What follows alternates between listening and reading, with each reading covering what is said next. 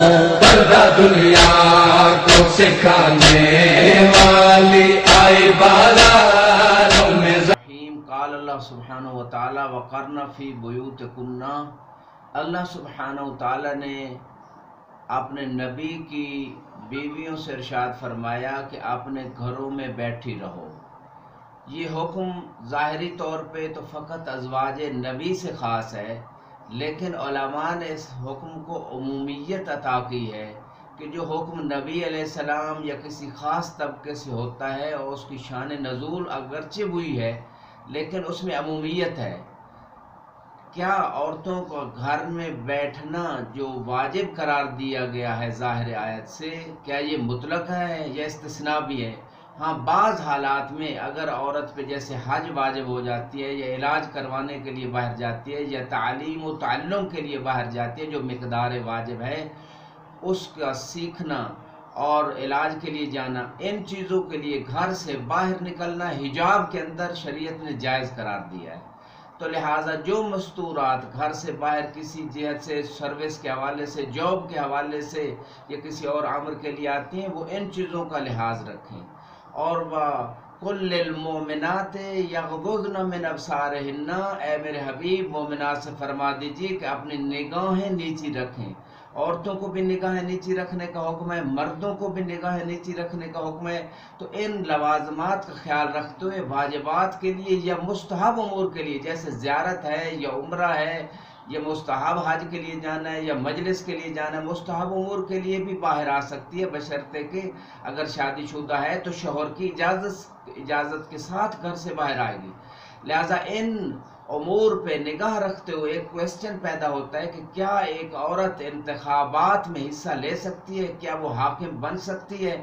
تو ان آیات و روایات کی روشنی میں اگر ہم ملاحظہ کریں تو شریعت نے عورت کو قاضی بننے سے منع کیا ہے، بلکہ قاضی جو ہے وہ فقط مرد ہی بن سکتا ہے۔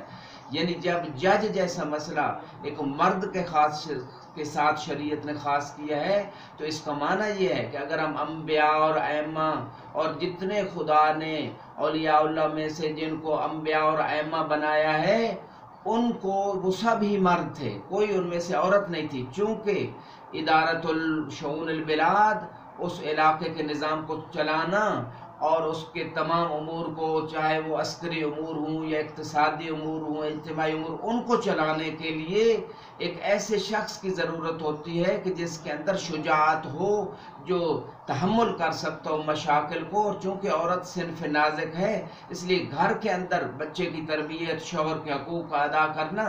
وہ اصل سوسائٹی کی جو بیس ہے، اساس ہے، وہ ایک پاک دامن مومنہ عورت گھر سے بناتی ہے۔ لہذا جو ذمہ داریاں عورت کے لگائی گئی ہیں وہ گھر کے اندر ہیں، اور جو ذمہ داریاں مرد کے لگائی گئی ہیں وہ غالباً گھر سے باہر ہیں۔ اس لیے نان و نفقہ عورت پہ واجب قرار نہیں دیا گیا، مرد کے اوپر قرار دیا گیا ہے۔ لہذا ان چیزوں کو دیکھتے ہوئے جب ہم سوسائٹی میں یہ دیکھتے ہیں کہ عورتیں انتخابات کے لیے آگے آ رہی ہے یا حکومت کے لیے یا قاضی بننے کے لیے، تو ظاہراً یہ شریعت کے بھی خلاف ہے۔ اور پھر دیکھا دیکھی کیا ہوتا ہے کہ جناب فحاشی، اور فحاشی سے میری مراد بے پردگی ہے، بے پردگی عام ہو جاتی ہے، میک اپ کر کے باہر نکلا جاتا ہے، نامحرم مردوں سے باتیں کی جاتی ہے، میٹنگیں کرنا پڑتی ہیں۔ یہ سارے اداری امور میں یہ چیزیں مسٹ ہوتی ہیں۔ پھر جب اختلاط ہوتا ہے محرم اور نامحرم کا تو بہت سارے یہ حرام کام، یعنی حرام کام سے میری مراد جو ہے وہ نامحرم سے کلام کرنا حد سے زیادہ، یا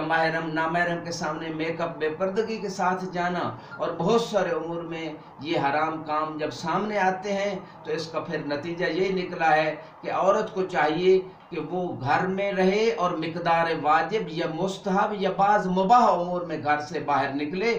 اور ان انتخابات اور ان چیزوں میں دخل اندازی نہ کرے تاکہ خدا کا قرب حاصل کرے اور ایک بہترین معاشرہ قائم پائے اور اللہ و محمد و آل محمد راضی ہو جائیں۔ اور بعض روایت کہتے ہیں کہ وہ بھائی، وہ شوہر، وہ بیٹا